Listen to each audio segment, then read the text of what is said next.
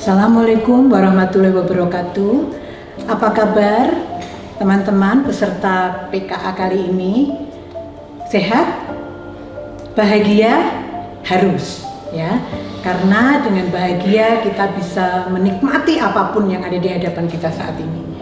Perkenalkan, saya Retno Setiawati. Ini adalah riwayat pendidikan maupun pekerjaan saya ya. Nanti pada waktunya saya juga ingin berkenalan dengan Bapak Ibu semua sebagai peserta PKA kali ini. Bapak Ibu, saya akan menyampaikan metode pembelajaran dengan asas 5W dan 1H. Apa itu 5W dan apa itu 1H? Tentu Bapak Ibu sudah paham semuanya, jadi saya tidak perlu menjelaskan. Tapi yang ingin saya sampaikan adalah ada 5 hal yang akan saya sampaikan dalam mata ajaran ini. Yang pertama adalah tentang ceramah interaktif ya.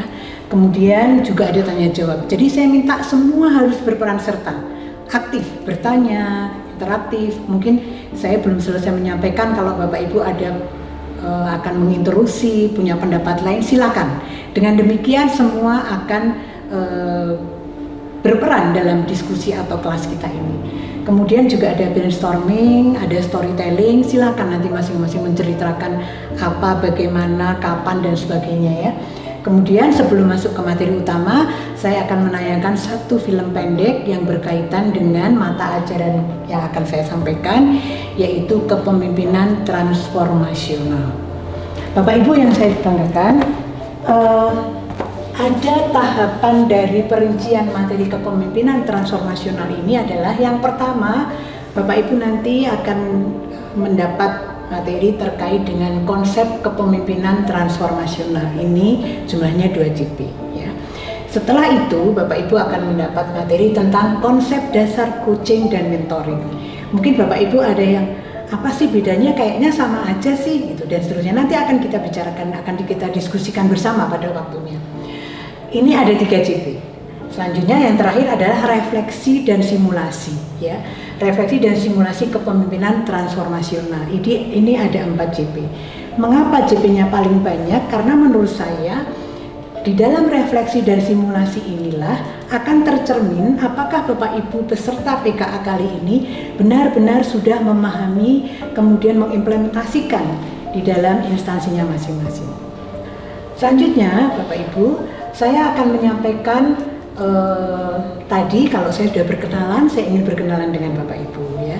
Saya akan melakukan mapping peserta. Jadi peserta akan saya panggil namanya, tidak harus satu persatu tapi acak, mungkin yang namanya agak lain, agak berbeda, namanya mungkin yang khas gitu, dan sebagainya. Intinya adalah menggugah suasana kelas itu agar hidup, tidak ngantuk, tidak diam, tidak hening. Apalagi kalau penyampaian mata ajaran ini setelah makan siang gitu ya. Saya akan berusaha untuk kelas ini tetap hidup. Kemudian kalau sudah melakukan mapping dan suasana kelas sudah ramai, sudah hidup, sudah tidak ada yang mengantuk, sudah tidak ada yang jenuh dan sebagainya, saya akan masuk menjelaskan terkait dengan mengulas materi sebelumnya. Apakah tentang jejaring kerja dan lain sebagainya, silakan. Dalam ulasan itu saya akan minta para peserta untuk menyampaikan pandangannya maupun pendapat-pendapatnya tentang materi terdahulu, karena pasti itu akan ada hubungannya dengan materi yang akan saya sampaikan. Tidak mungkin materi itu berdiri sendiri tanpa keterkaitan.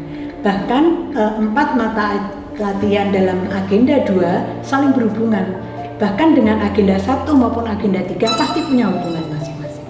Selanjutnya deskripsi singkat ya, deskripsi singkat peranan mata diklat tentang kepemimpinan transformasional ini. Setelah melakukan deskripsi singkat, maka akan sampai pada tujuan akhir dan selanjutnya adalah indikator keberhasilan belajar.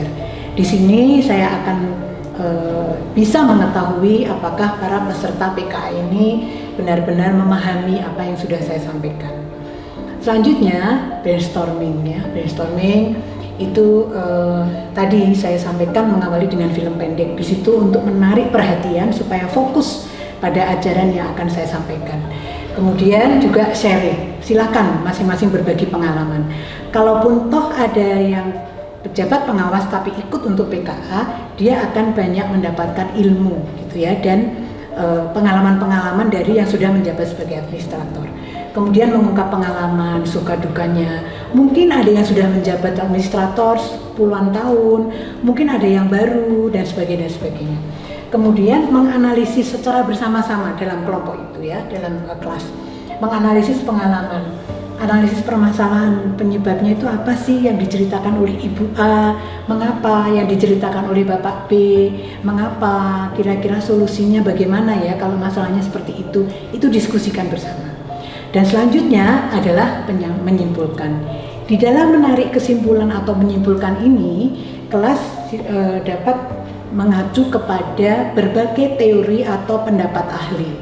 Tidak masalah karena banyak sekali ada beberapa pendapat terkait dengan karakteristik pemimpin transformasional ini.